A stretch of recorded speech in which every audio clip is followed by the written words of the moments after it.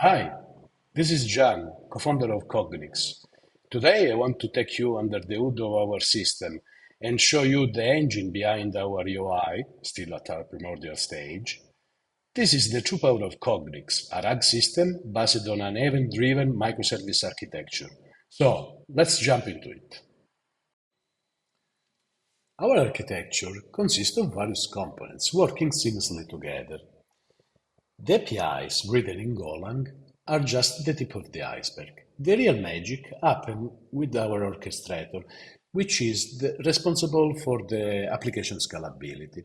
When a user creates a new connector, and I can show you the connectors in our web UI, the users can create connector at personal level and organizational level. The type of connector that they can be created, they are the same. The difference is that when the user create a connector at personal level, only the user who created the connector can access the information in it. If the connector is at organizational level, then every user in the same organization can access the information in it. We have connector for OneDrive, web page, single page and recursive, Microsoft Teams chat and Microsoft Teams team including files, YouTube, and Google Drive is coming. Back to the architecture. Whenever a user creates a new connector, it's stored in a table in our distributed relational database. The orchestrator periodically scans this table, and when it's time for a new scan, it sends a message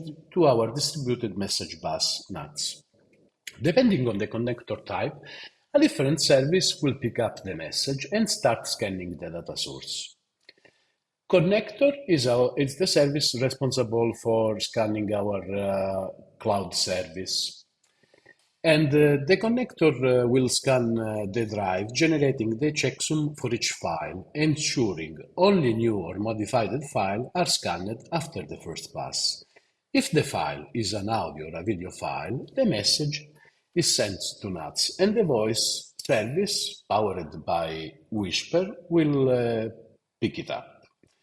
We can switch the Whisper model by configuration, and currently we are testing Whisper Large V3 with excellent results in languages like German, French, Italian, and Spanish.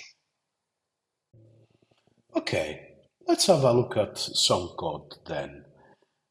I'll quickly walk through the code. If you want to have a deeper look, you can check it out on our GitHub repository. I'll leave all the links and references in the description below.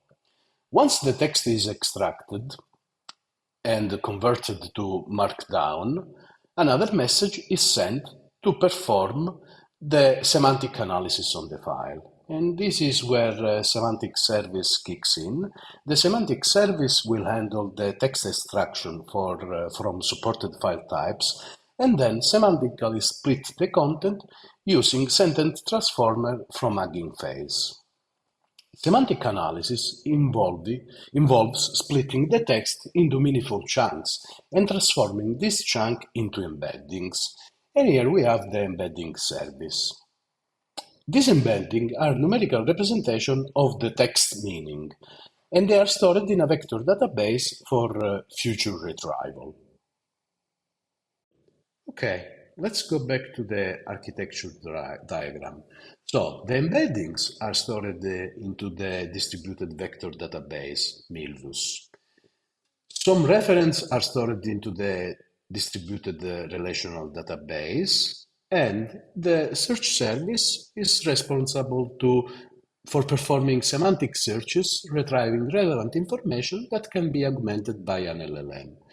Speaking of LLM, CogniX can run either a software as a service LLM like ChatGPT, OpenAI, Grok, or any other OpenAI API compatible software as a service LLM. But the customer, they can also choose to run their own private LLM. And here, let's have a look at the configuration in the CogniX UI. We can configure GPT, OpenAI. We can configure Grok, or in this case, I configured Zephyr 7B running on RunPod on an RTX 6000. Now, let's dive into our LLM server. Our inference server can handle multiple token generation simultaneously by batching requests. This means that it generates one token for the first request, then one token for the second request, and so on, efficiently handling multiple requests at once. This is a significant advantage over Olama or any other LLM server that doesn't support batching. Without batching, each request needs to be completed before starting the next, severely limiting scalability. Unlikely locally run LLM that depends on the local hardware capability, CogniX server can run and scale horizontally, handling very high volume of requests. Let's see a demo of the benchmark. So, in this demo, what we are seeing? We are seeing our service running on an RTX 6000, and we can see how many batches it can handle uh, over time and how many time it will take for the batch to be generated. So we have different batches, a batches of 8 concurrent requests, 16 concurrent requests, 32, 64, 128. And as you can see, the batch of 8, 16, 32, and 64, at first glance, they are this server is most capable of handling till 64 concurrent batch request token generation. So user using the chat, the LLM at the same time, without having a real delay, because if we go to 160, we see that the token generation is about 24 milliseconds for generating one token. In the batch of 32 is 21. If we go higher, then it's going to become a bit higher. So we can fairly say that at first glance, this server is capable to handling at least 64 users at the same time. Now, after all this talking, let's have a look at CogniX in action. So what I'm going to do is that I will choose a connector. I know that OneDrive GP contains a file that I am interested to, and I am going to force the system to scan again the drive. This is a OneDrive connector, so as soon as I put this connector to ready to process,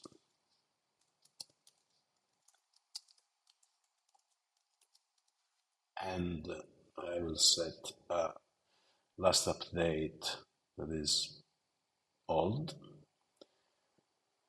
This is the CogniX cluster running locally on my machine. It will happen that the orchestrator will send a message to connector, which is the service responsible for checking the OneDrive, the cloud offering. And here it is. It already sent a message to the connector via NATS. And now if we open the connector one, we will see that it sent a message to the semantic. Let's open up semantic. And semantic has already kept the file and analyzed it. It is a single file, it's a PDF file of a few kilobytes, so it's already done. Of course, semantic used transformer for creating the chunk, and the embedder for creating the embeddings that they are then stored into the vector database. Let's have a look at the vector database. Before starting it, I refreshed it and I dropped the collection.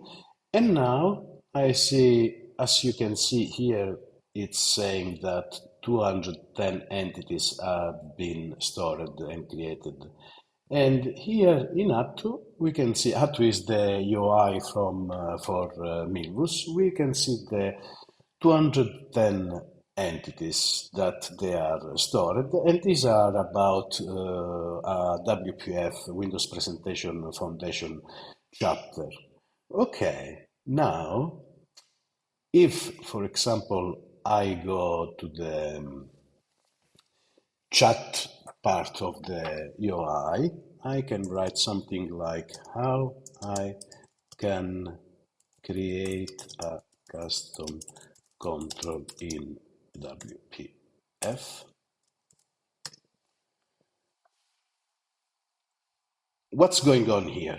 So it took my document and it generated the answer based on my content.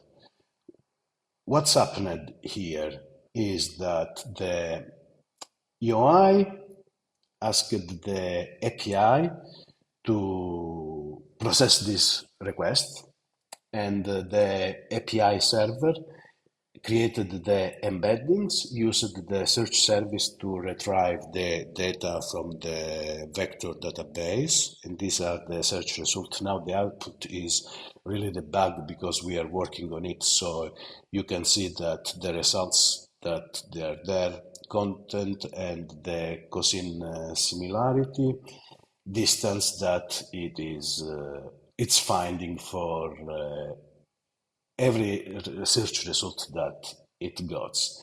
And then the prompt, the user query, the relevant content are sent to our private LLM. And here you can see that the request went to our Runpod private LLM. And we got the output. And this basically it. Okay, but this was an example with a connector with one file inside. You may say, you're talking about scalability, this and that, unlimited number of users, and then you showed a demo with one file. Yes, I did it to show you the whole chain. Now, let's make it work at a bit of an higher scale.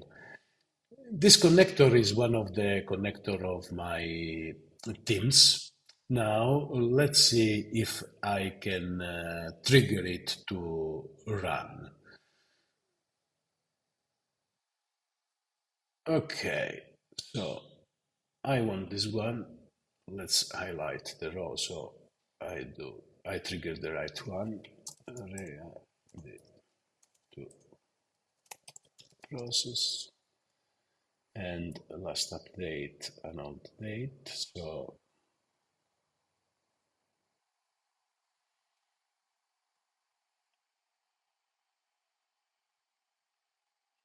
and now, as soon as the orchestrator will pick it up, we will see that the connector will change status. Exactly. What does it mean? It means that orchestrator picked it up. You see, this is their team GP, and it picked it up, and it sent a message to the message bus nuts. Connector will pick it up, and for each chat file or for each file that it's finding, it will send a message to the message bus. So the responsible service will start working on it. For sure, semantic is inside the circle because it's responsible for the files itself. Let's go to the button. Exactly. It is analyzing the file. It's using transformer for doing the semantic split. And it is using embedder for creating the embeddings that then they will be stored in Milvus. Okay? And now this is a totally asynchronous service where if any of the component will break up or anything will happen, there is the message bus that will handle retries. And if there is any need about scalability in a real user scenario, Kubernetes will scale up that particular pods that needs more resources.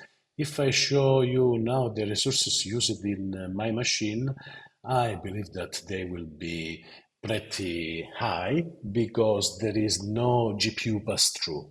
So they are all these ML services they are using the CPU. Anyways, that's not a problem because in the real deployment in production we have a cluster with GPU power and Kubernetes is able to do GPU pass-through. So back to the cluster, you can see that there is lots of work going on over there. For each file, semantic, transformer, and even voice, I believe I saw some MP4, so at some point, exactly. Yes, here you can see that there is a failure, but I already know because the failure problem is that the MP3 that we are passing on is without any audio because it's like a screen recording for something that we had over there. Otherwise, also this service, and again, you can check the code is on GitHub, is working properly. Hi, if you are still watching, it means this is something you are really interested on. Well, I have two important thoughts to share with you. First of all is CogniX identity. Do you really think chat with your document is the right way to go? Or there could be other better way to sell the product, like integration, enterprise search capability for Teams, Slack, and any other service, or a chatbot, where any organization, medium, small, big, can have the chatbot that is able to talk with the customer via an LLM about their own products. Comment feel free to contact me or to comment in the box below. And then something about founding. So, in our Pinch Tech video that you find in this channel, and I will leave a reference in the description below, we mentioned that we are seeking for 1 million in fund for a 9% equity stake in the company. This investment will be crucial, with roughly 80% allocated for project development and 20% for marketing and sales. We are looking for venture capital and also considering crowdfunding. So if you are interested, you can support us by purchasing even very little portion of this 9% stake. We are also needing help in various areas, including development for integration and for the UI, AI improvements, and Kubernetes and CI/CD MLOps. If you have the skill and passion, we offer both stock and monetary compensation. This is a great opportunity to join us in this exciting journey. And you can contact us. I will leave the details in the description. Thank you for joining on this deep dive into CogniX technical foundation. We are excited to continue developing and scaling our system to meet our customer needs. Ciao!